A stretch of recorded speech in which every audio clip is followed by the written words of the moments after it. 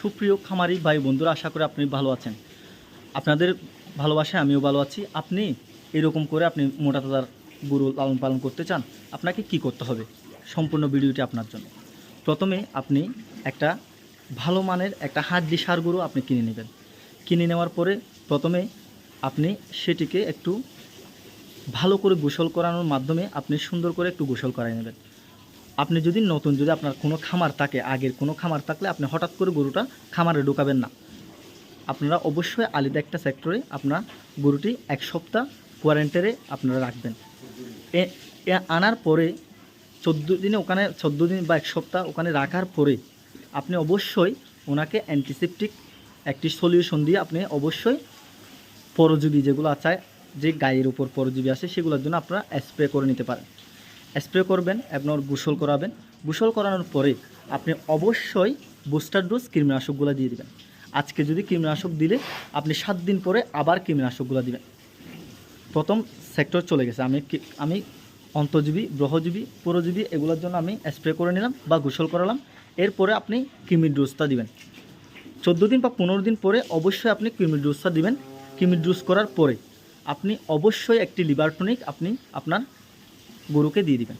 Liver টনিকটি আপনি 10 থেকে 15 দিন আপনি খাওয়াইতে পারেন। এরপরে কি করবেন?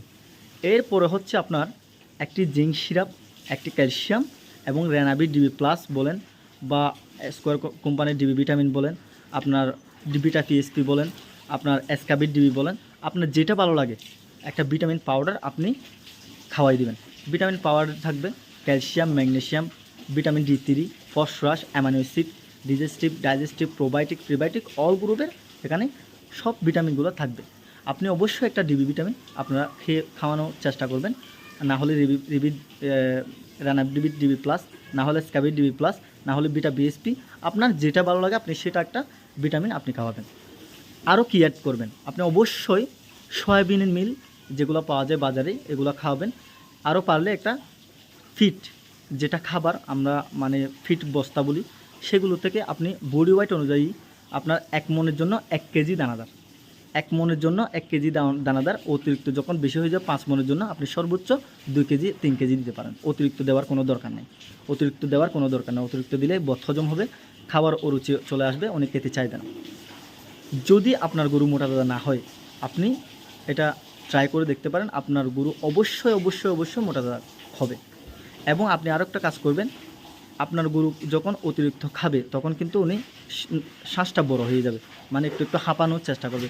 তখন কিন্তু আপনি প্রতিনিয়ত প্রতিদিন একটা করে গোসল দিন।